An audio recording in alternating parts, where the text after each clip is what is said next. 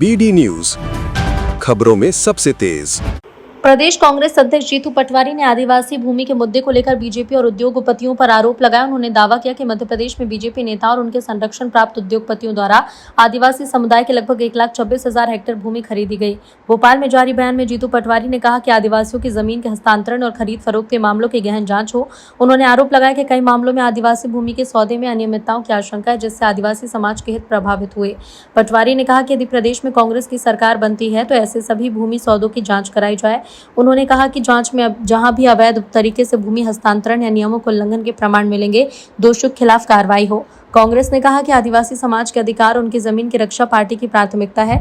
जरूरत पड़ने पर संबंधित भूमि आदिवासियों को वापस दिलाने की प्रक्रिया शुरू होगी। मूल बात फिर से मैं बताना चाहता हूँ आदरणीय राष्ट्रपति जी को मीडिया के माध्यम से कि मध्य प्रदेश ऐसा राज्य है जहां पर 1,53,00,000 आदिवासी परिवार के लोग रहते हैं।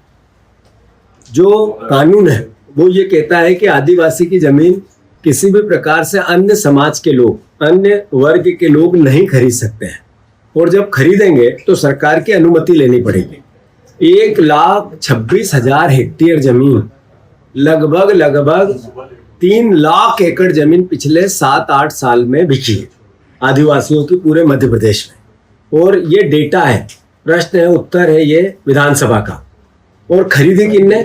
तो इसमें बीजेपी के कई विधायकों के नाम आए, बीजेपी के कई मंत्रियों के नाम आए, बीजेपी के कई अन्य नेताओं के नाम आए, उद्योगपतियों के नाम आए। कंपनी के माध्यम से जमीन खरीदी गई, उसमें बीजेपी के लोग डायरेक्टर हैं या किसी न किसी रूप से उस कंपनी से जुड़े हुए हैं। ऐसी लगभग 1,26,000 हेक्टेयर जमीन राष्ट्रपति महोदय इस मध्य प्रदेश में बिकी है, और इसकी अनुमति सरकार ने दी है। आदरणीय शिवराज जी की सरकार ने दी, आदरणीय मोहन यादव जी की सरकार ने दी है, आदरणीय भारतीय जनता पार्टी की सरकार ने दी है। तो मैं आग्रह करता हूं राष्ट्रपति जी से संज्ञान में लें और मोहन यादव और राज्यपाल जी को इस बात के लिए अवगत कराएं कि ये जमीन कैसे बिकी, इसकी जांच हो, इसकी समीक्षा हो, और किन लोगों ने ली इसका सत्यापन जनता के सामने हो।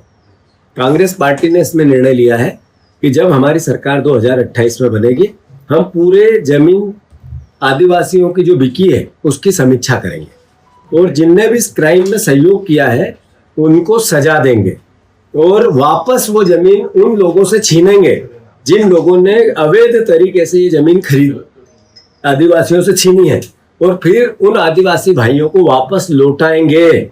स्पष्ट रूप से मैं इस बात का फिर से एक प्रतिबद्धता कांग्रेस पार्टी की